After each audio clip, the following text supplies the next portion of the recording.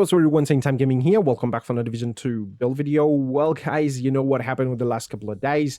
It was just absolute madness there, crashing everywhere. So it's finally on a stable place, I would say. I haven't had any crash right now, so yeah, that's why I'm basically making this build video. And if you see some weird cuts on the clips, that means I crashed basically the gameplay, you know.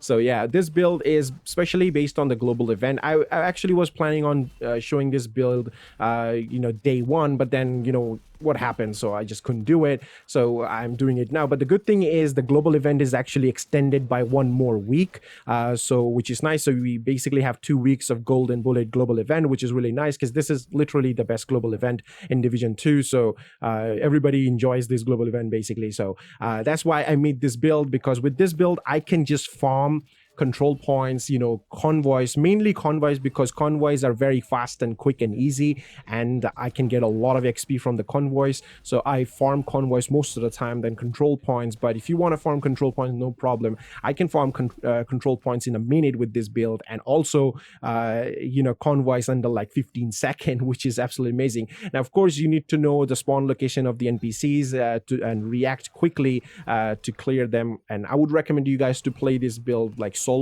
Don't play it on a group, because when you play with the group, the NPC is gonna scale up their health and everything, so it's not gonna be one shot at that time. It is a one shot like shotgun build basically, and with the global event it's actually getting even better. So you have survivability, you have the damage, and of course even in my DPS build I will include a little bit of survivability. I actually have 2 different variant of this build, and I always say, if you can survive anything, you can kill anything. So that's what I'm doing. Even if there's a global event active, I'm not gonna go like willy-nilly. I'm gonna go with the DPS build and die. I mean, what's the point? So I will include a little bit of survivability, and this build is absolutely amazing. So like I said, there's 2 ways of running this build. One is the regen version, one is the armor and kill version.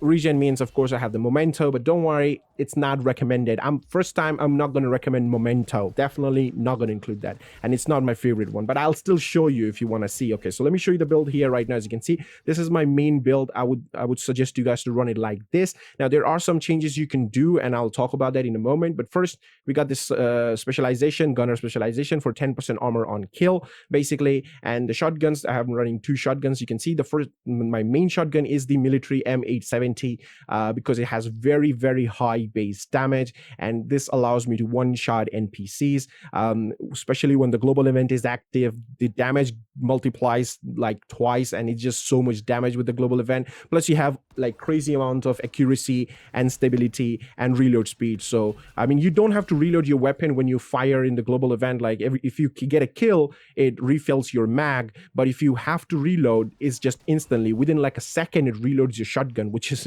amazing. And so I got the close and personal talent here, because every time I get a kill it gives me 30% extra weapon damage. You can go for any other talent if you want to, but I will stick with close and personal because I'm just one tapping up close. Like, it's just so freaking hilarious. And the secondary, I have a Sweet Dreams. Like, there's a lot of reasons why I went for Sweet Dreams and not Scorpio. First of all, everybody uses Scorpio. Second, Scorpio doesn't have high base damage to one-shot NPCs. Sweet Dreams do, and don't forget, it's a Sweet Dreams, so I can actually kill those red and purples with a smack. I don't even have to fire my weapon. And that's basically what I do. I start my fight with Sweet Dreams. I just go in the convoy. I use a right foam grenade. I just foam them, and then I just smack one purple or red NPC with the Sweet Dream. Now if I'm lucky enough, I would get the golden bullet straight up, and once I get the golden bullet, I use my primary weapon and I just keep on killing basically. So that's how I use this build. Now what's going on the build? Now I have a Coyote Mask, because Coyote Mask gonna give me 25% extra critical hit damage when I'm up close, and it's free. Coyote Mask is free on this season, so I don't want to hear no complaints that, hey, I don't have any Coyote Mask. It's literally free on this season 5, okay? So yeah. Now for the chest piece, I went for a Sheshka chest piece because it gives me 10% crit chance, crit damage mod. I have Intimidate talent, of course, because 35% multiplicative damage there.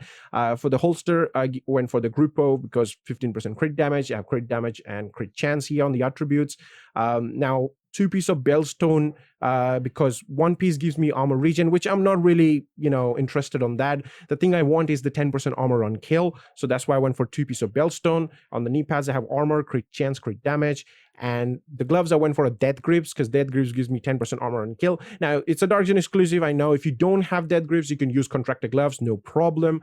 You can go for that. Or you can use anything else if you want to. It's totally up to you, but I would use Death Grips because Death Grips, like I said, 10% armor on kill. In total, this build has 30% armor on kill. Now, for the backpack, I went for the Perfect Bloodsucker talent because every time I get a kill, it gives me bonus armor and can stack up to 10 times, and it's 12% bonus armor rather than the normal Bloodsucker. The normal Bloodsucker is 10% bonus armor. The perfect one is 12%, so I will have 120% bonus armor. I mean, you can see like how much bonus armor I can stack on this build, like literally a lot of bonus armor, right?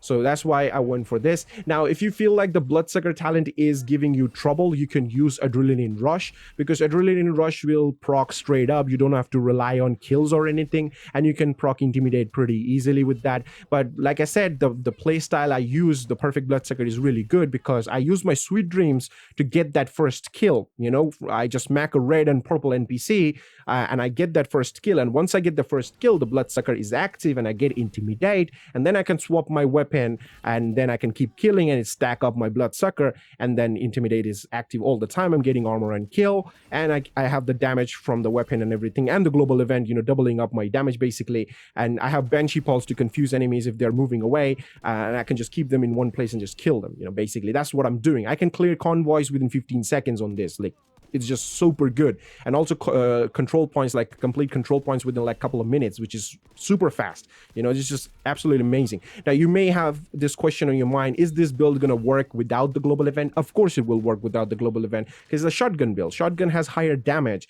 and you have survivability on this build. You have armor and kill 30%, and of course, you know, you have the damage. And I mean, what else do you want, basically? So this is what I use for the first variant. Now, the second variant has regen and armor and kill. I mean, both of them together, but the damages on that is not that much. But I'm just going to show you anyway. So for the second one, I will use Memento, and I'm going to take away the Coyote Mask, and I'm going to add a Bellstone Mask here, and then just going to swap the backpack from Perfect Bloodsucker to a Memento backpack. So this way, I will still have that 30% armor on kill, but I will have 4% regen on my build, and I have 1.3 million armor, hence my damage reduced a little bit because, you know, I have more armor instead of red core attribute. But you know, this build is a bit more in terms of survivability. So if you're using this build, I mean, without the global event, you can use this build, and this will be better for you because you have regen and armor on kill. But if you're using global event as an advantage, then I would say run the first one and just shred and melt basically anything out there, because there's just no one can survive that build basically on the global event. Especially on the global event, it just absolutely melts anything out there, even bosses like mission NPCs. I cleared Lincoln Memorial under 5 minutes. I don't even believe that. Like, I never done it, but with this build and the global event, I can do it. I know there are people who can do it even quicker. I'm not gonna dare to like compete or anything, but for me, completing Lincoln Memorial in 5 minutes with this build in the global event, it was like an achievement for myself, and I'm really happy. That's all I can say. Now, for my stats, if I show you, I have 57.6% crit chance. It could be higher, but I don't have maxed out pieces, and I have 165% crit damage. You can straight up see so much damage on this build. We have 12% armor damage as well, and don't forget, the 25% of Coyote Mask crit damage is not counting here. So if I add that, this will become a lot of like crit damage, like 190% crit damage. And yeah, you will do a lot of damage. Now, if I show you on the shooting range how much damage you will do without the global event, because on shooting range, the global event doesn't work, right? So I can use the shotgun normally, and that's just without Intimidate or anything. I'm critting like 540k per pelt. And now when I have Intimidate active with close and personal, look at that, 942,000, and that two shots anything. Look at that. When I'm solo, I can two shots anything with this build when I'm playing without the global event. But when I'm playing with the global event, I can one-shot NPCs with this build. So yeah, just try it out. All I can say is just so much fun. I mean, I've been farming convoys because I need those, stars for the named item caches. I want to open it because I need that apartment SMG, man. I still need that apartment SMG. Yesterday, I actually got the gift backpack from the named item caches, which I'm really happy because it was a pretty good backpack, the gift.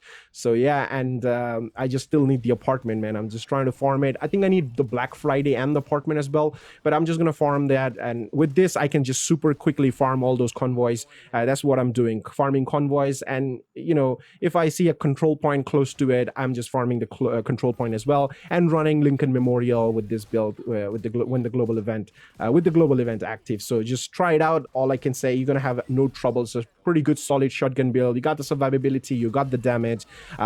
Depends on which one you want to run. If you want to run this one, you run this one. If you want to run the Memento version, run the Memento version. But myself, I felt like Armor and Kill version is better than the Memento because the damage is better, because this build is focused on the global event, but the Memento one, you can run it without the global event as well. No problem. Like I said, you have 4% regen, 30% armor and kill on that. This one, just 30% armor and kill, because that's all you need. You're one-shotting anything. You don't have to reload your weapons. Just get those global event like Golden Bullet on you and just spam and kill anything, just destroy anything with this build. So I hope you guys enjoyed it, because I sure do enjoy this build, and I'm using it. I'm really loving it. So just try it out. Let me know in the comment section your thoughts, and that's basically for the video, and I'll see you guys in the next one. Till then, peace.